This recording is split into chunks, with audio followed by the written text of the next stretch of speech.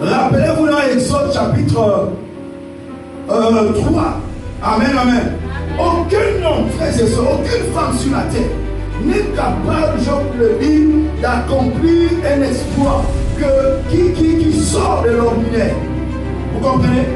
Amen, amen. Tout le thème que nous traitons là est très important. Parce qu'il y a un rendez-vous en 2026. 2026 ne sera pas si facile que ça. Parce que là, Dieu nous prépare, nous annonce le feu.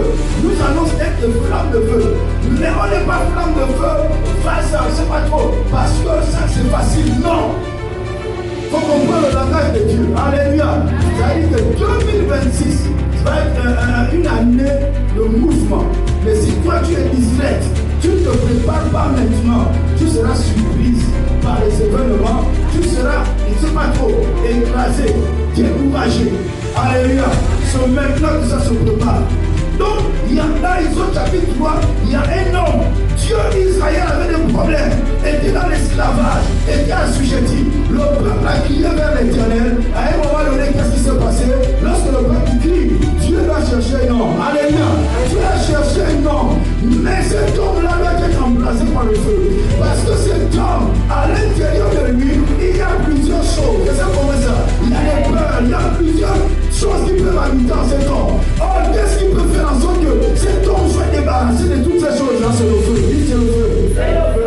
Rappelez-vous qu'en amont, Moïse avait fui l'Égypte, n'est-ce pas? Pourquoi il avait fui? Parce qu'il avait peur que Pharaon ne l'attrape et ne le tue. Parce qu'il avait commis une erreur. Il avait tué un serviteur de Pharaon et il a caché sous terre. Est-ce que vous comprenez ce que c'est? Voilà pourquoi il a fui.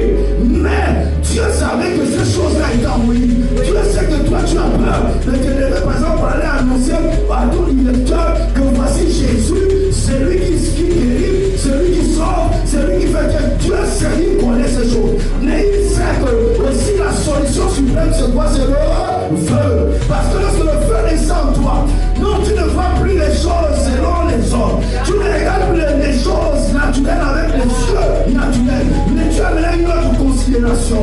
Tu vois les choses comme le royaume de Dieu. Même s'il est haut gradé, tu le regardes, tu dis qu'il est perdu. S'il meurt maintenant, il est en enfer. Donc il faut que je l'annonce Jésus. Même s'il n'est pas d'accord, tu te lèves, tu vas lui dire, monsieur, il y a quelqu'un qui nous aime. Mais il dira qui m'aime? Oh Jésus, il est mort pour vous. Il est mort pour toi. Il a payé si grand pour vous. Et ça comprenez? Ça c'est le feu. Naturellement, il est impossible que tu ailles parler à ton supérieur pour lui dire, voilà, il y a quelque chose, il y a quelque chose. Et ça comprenez? Il faut le feu. Donc Moïse, Dieu savait qu'il fallait le feu. Pour débarrasser toutes ces craintes-là, il n'y a que le feu.